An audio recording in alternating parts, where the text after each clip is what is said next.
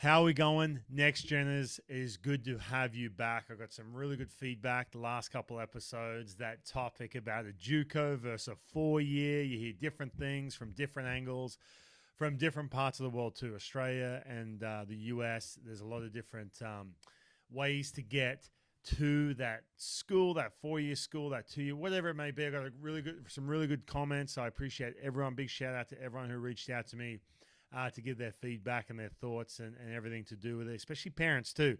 I know there's a lot of parents listening to this. So thank you for tuning in.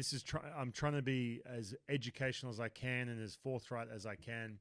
And another thing you got to deal with as well is a topic we're going to talk about right now, and this is especially big for you and your son or your daughter.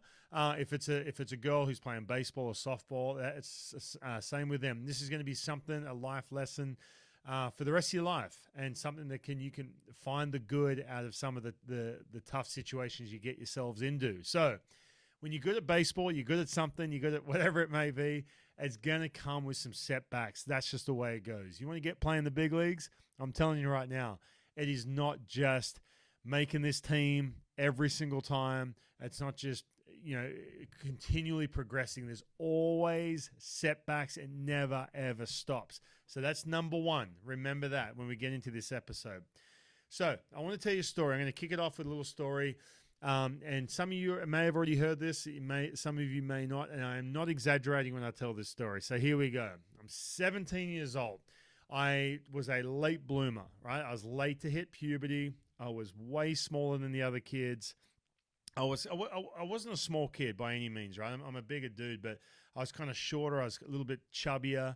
I wasn't as strong, wasn't as explosive. I didn't throw as hard. I watch these kids now when they're 12, 13, 14. They throw way harder than I ever did when I was that age. So I always kind of had that ingrained in me where I had to work a little bit harder, and it's always a good thing when you have to work a little bit harder to get to where you want to get to. If you have an obsession with something, or you want to play baseball at a high level, you have to have that little bit of where you want to be better than what you were yesterday. So 17 years old, finally I'm on the map. Finally I hit puberty, my shoulders start getting wider, I start getting bigger, I'm starting to throw hard. So I go to nationals. I remember my the first year of 18s. I was a first year player playing for New South Wales country. I wouldn't have made the team if I was playing for New South Wales. Now I'm from Newcastle, so you had to play for New South Wales country, and I'm proud of that. That's where I'm from. I love representing New South Wales country, but I'm not gonna lie. I wouldn't have made the team if I was playing for New South Wales.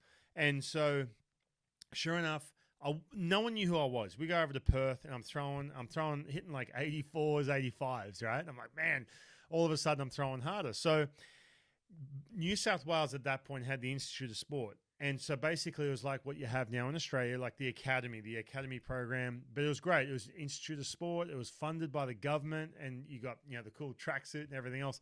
Well, they basically said I was going to be put on the Australian national team, right? The squad. It was a 40-man squad of 40 players. Therefore, I didn't even have a scholarship spot, but I had to go train with the New South Wales Institute of Sport. So here I am. They had X amount of kids who had a scholarship, and they got the gear and the bag, and everything was paid for. Well, I didn't have that. So I had to rock up the training just in my regular stuff. I just rocked up in my New South Wales country shirt, my baseball pants, and my own stuff. And mum had to pay for the petrol, the gas to get down to Sydney. I had to go to Sydney 2 hours there, 2 hours back, 3 times a week. And this is going into year 12. So I've got the HSC going on. And there I am. I'm like, man, I'm joining this Institute of Sport. This is great. But I'm not a scholarship holder, so I'm just kind of like an add-on. I'm just an extra dude. Because Baseball Australia, I don't even remember what it was back then, Australian Baseball Federation, whatever the hell it was putting me on this 40-man roster for the Aussie team. So therefore, I couldn't make the state. I wasn't even part of the state institute program yet. I was on the Aussie team. So a couple of things happened in this span of time. So I was like, this is awesome. By the way, I will say, Andre Desjardins, the guy who ran it, a big shout out to him. He was great. He ended up getting me a scholarship. So I got the gear, and they pay for the petrol and all the expenses. So big shout out to him. May you rest in peace. So anyway, so there I am. I'm training. I'm getting high-level training finally. The first time I'm ever getting high-level training. I'm pitching, hitting the whole bit. And I'm on this. I have to go to Canberra to try and make this Aussie team. So And I'm kind of, I'm nervous, right? I'm not going to lie. I'm like, man, I'm kind of, a little over my skis here. I've never been at this level. All these kids I've seen play against at nationals have always been one of these kids who've been a part of these national teams or the best players for their state and the whole bit. And so I'm going off. I go to Canberra and I pitch really, really well. Really well. And I have to select the team from this. And I felt like, man, I'm pretty good here. Like this is good. Now, mind you, I'm second year 18s at this point, right? So I don't have another chance after this. And I wasn't signed professionally or anything like that. I'm thinking to myself, if I want to play professional baseball, because the rumblings of that, everything happened so quick. Rumblings of that happened a few months ago before this. If I want to play professional baseball, I have to make this team. Like, if I don't make this Aussie team, I'm not going to sign professionally, or I'm not going to go to college or do anything. So this is my ticket. I have to make the team, right? That's kind of the mindset you have. So I go to Canberra and pitch well, but man, there's a lot of good players. I'm not going to lie. There's a lot of good dudes on that team. Well, we go there. I impress them, I guess. Go away. We find out later. They're going to make their decisions later on. Well, in the midst of that, listen to this one. And Sean Smith, if you listen to this, right, I know I rip you about this all the time. I've even done it at T-Mobile Park in front of kids you had. So they have the schoolboys, the New South Wales schoolboys, and they had a tryout for it. So I'm thinking to myself, if I'm on the Aussie team, if I'm on the national squad, I'm definitely making schoolboys, right? I'm part of the New South Wales Institute of Sport. I go to this tryout. Gus Rippon is the head coach. Now, I don't like this dude at all, but I do love him because he motivated the crap out of me, right? So listen to this. He's from Newcastle. He's a school teacher. He's heavily involved in baseball. I have to get a ride down to Sydney to try out for this New South Wales schoolboys team.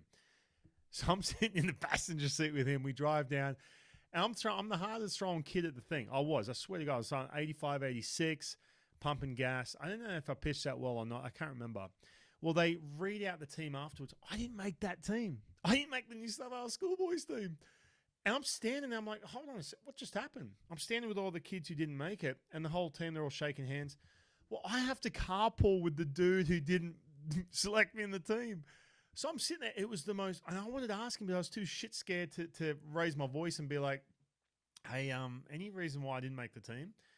I don't know what his deal was, man, because later on, I get back from my first year. I'm cutting forward here, but I get back my first year playing pro ball. I'm feeling pretty good about myself. I feel, pretty cocky. I'm a professional baseball player, badge of honor, blah, blah, blah.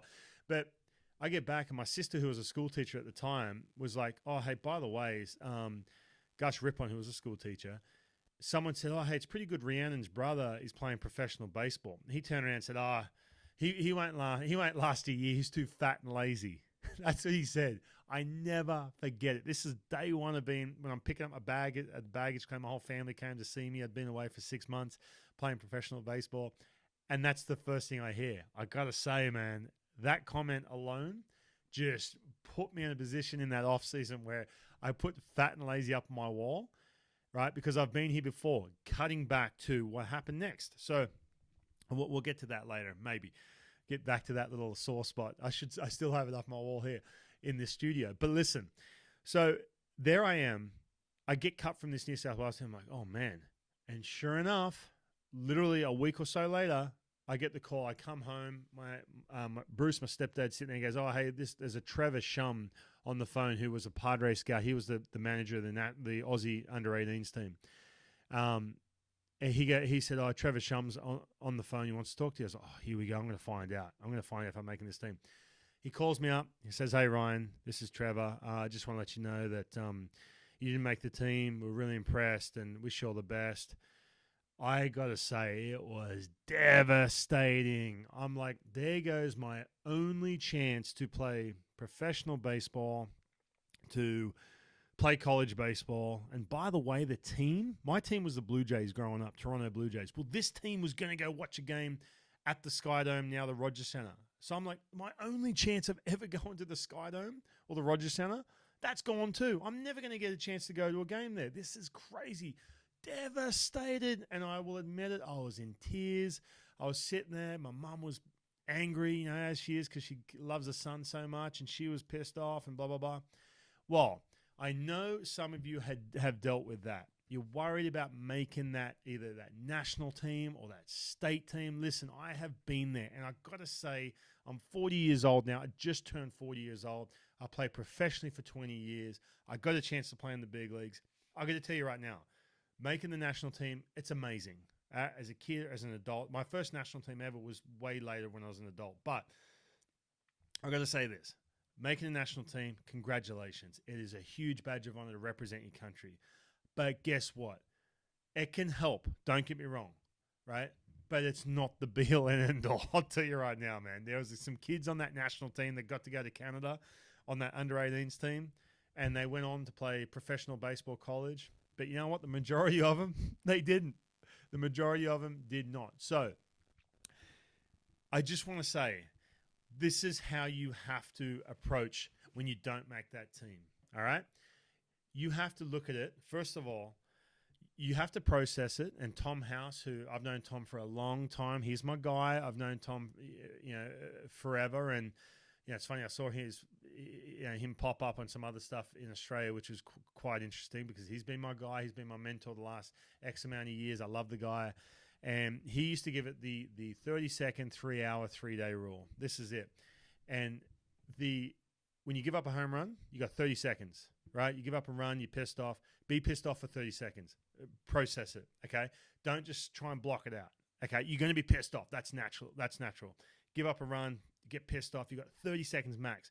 With a minute, and you have a little timer in your head, the 30 seconds is over. It's a reminder to say, okay, next pitch. Next pitch is all that matters. 30 seconds, done. You have a bad game or a bad day, you go 0 for 4. You got 30 minutes after the game. Be pissed off for 30 minutes. Do whatever punch the pillow, whatever you have to do. Be pissed off. Vent to mum and dad in the car ride home, whatever. 30 minutes. That's all you got, right? Done, okay? And then the one after, I used to stretch out to 3 hours, actually. But anyway, I don't tell Amanda how to deal with me for 3 hours. But there's a lot of bad games, let me tell you. And then the 3-day rule, you don't make a team. You don't make that AA squad. You don't make that state team. You don't make that national team. You got 3 days. Be pissed off. Just suck. Just suck for 3 days, right? Cry it out. Whatever you got to do. I'm a crier. I'm not gonna shy away from that. Don't try in that first 3 days, right? That's your max, by the way. If it's 1 day, great. Take that 3 days and be pissed off. Blah blah blah blah blah. Make it experience what it's like. As worst, what's the worst that can possibly happen? That's what I'm trying to get to. Once that's over, guess what? You are hungry. You are going to figure out why you didn't make that team. It could be a political thing. It may be a performance thing. It may be an ability thing. You have to be honest with yourself. Be honest with yourself and say, what was it? Why did I make that team? For me, there was more talented kids. What did I have to do to be more talented, right, than the other kids? So I was upset. I'm not going to lie. I walked around. I had to go back to the New South Wales Academy of Sport. The only reason I was at the Institute of Sport, the only reason I was there is because I was on the Aussie team. So now I'm going back, and half those kids were making that national team, and they're all high-five and talking about Canada, and I just sit there and deal with it. But you got to remember, it makes you hungrier. If you process it the right way, it makes you hungrier to prove people wrong. I lived off that my entire career getting to the big leagues.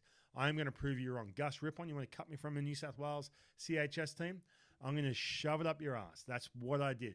When I was in pro ball, when I got sent down or I got whatever, I'm going to shove it up your ass, okay? The friends, the people I really connected with and gelled with, whether it's in my family, may not be the most healthiest way to look at things. With my family, my friends, I surrounded myself with people who had the same way. Grant Balfour, who I do my other podcast with, The Top Step, I know a lot of you listen to that when we talk to players. He's the same way. If you say he can't do something, he's going to do it 3 times. I'm telling you right now. So you have to do that. The other benefits to this as well, when you don't make a team, is guess what? You can now use that time. You're not subject to some training program or something that sort of locks up all your time. You can go away and say, you know what? Now there's so many good resources out there. There's so many good throwing programs and strength programs and everything else out there. Now you're subject to do your own thing where you don't have to be subjected to a certain type of throwing training program. The other thing is as well, you have the ability, if you're at a high level, you have the ability to go seek out other places where you can go get, whether it be recruited or you can go seek out other training. There's so much good stuff out there. Now, the other thing I do want to say, it has no bearing on what happens to you signing professionally or going to college. You look at all these Aussie players, I've seen a bunch of them, right? We just talked about the JUCO route. A lot of those guys playing JUCO, guess what? Didn't make a national team, not even close, maybe. A lot of these guys, some of these guys playing 4-year schools, right? Some of these guys signed professionally. Josh Gessner never made a national team.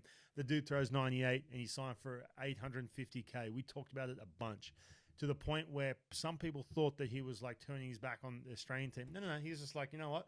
I didn't need it before. I don't really need it now. I'll play for Australia, whatever, but I am dialed in, focused on making to the major leagues. And that's what I talk about, having that extra time to do your own thing.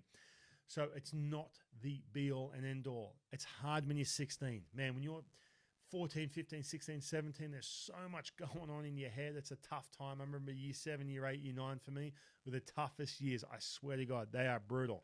Now I get into high school, and it was just all of a sudden I started experiencing these setbacks on the field, off the field, in school, girls who turn you down or whatever it may be.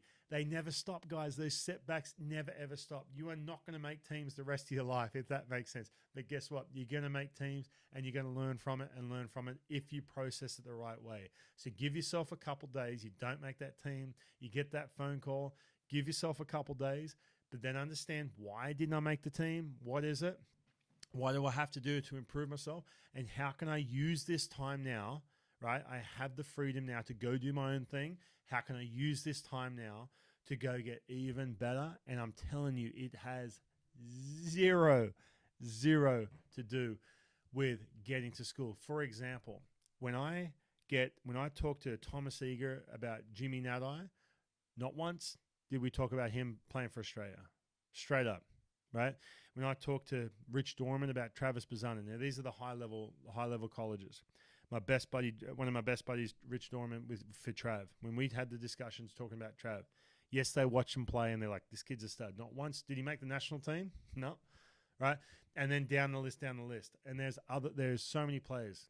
Cohen Wynn, right? When Coey, big shout out to Cohen Wynn, when he was with GCU, Rich Dorman, who was the GCU pitching coach at the time, is he on the Australian team? They don't care. Is he on the state team? They don't care, because there's really no context to it. All right. If you make the national team, sure, might think, oh, that sounds good, but they don't care. It's not about that. It's how you look, because guess what? The only players you have to compare yourself to are the kids in the USA. They're the ones getting all the jobs. They're the ones you're trying to take the jobs from if you're Australian. So again, did he make the state team? Did he make this travel ball team? They don't care at all. If they're interested in you, they're watching video of you, or some school, a junior college needs some good, solid players with solid character. How does he bounce back from hard times or whatever it may be? And you roll into that fall, that first practice, and you've dealt with all the BS the last couple of years. They can see it. It's a subconscious feeling. When Grant and I talked about that, actually, talking about going into spring training on the Top Step podcast, we talked about that. Going into that, it's subconscious. Those coaches can figure that stuff out. It's super, super important. I can go down the list. There's so many players that didn't make national teams that are going to big 4-year schools right now. So I just want to make that apparent, right? I didn't make a schoolboys team. I'm not embarrassed. I'm proud of that. And I have made those coaches know over and over, right? Because I got a chance to play in the big leagues, not to rub it in their face, but just to say thank you. Thanks for cutting me on that team. You turned me into a friggin' dog, man, and I'm gonna shove it up your ass. It's the best feeling. So if you're not making a team, you get cut from a state team or a travel ball team, or especially a national team, or you're in pro ball, or you didn't make if you're a freshman and you don't make the roster for that weekend, whatever it may be, go back and listen to this and just understand that me personally, and 1,000 other examples of this, I didn't make these teams. I didn't make a New South Wales schoolboys. Now, Americans, if you understand how, you don't quite understand that, but that's very tough to do. I got cut from that, didn't make the Aussie team. Guess what? I got a chance to play in the big leagues, and I'm still around Major League Baseball. It had no bearing, and I can laugh about it now. It's hard when you're 16, but just listen to me. No bearing whatsoever. I hope that helped. parents to process that with your kids who get knocked back. There's going to be plenty of them. The knockbacks never, ever end. They never end, even when you're in the big leagues. I promise you that. All right, guys, we'll see you next week. Make sure you subscribe. Tell your mates. Share this episode. Support the show. I appreciate it. And big shout out to the whole NxtGen family. Love you guys from Australia to the States. I've got camps coming up. I've got some really high-level players coming here to Seattle to come hang out with me. I am so excited. All the best. We'll see you next week.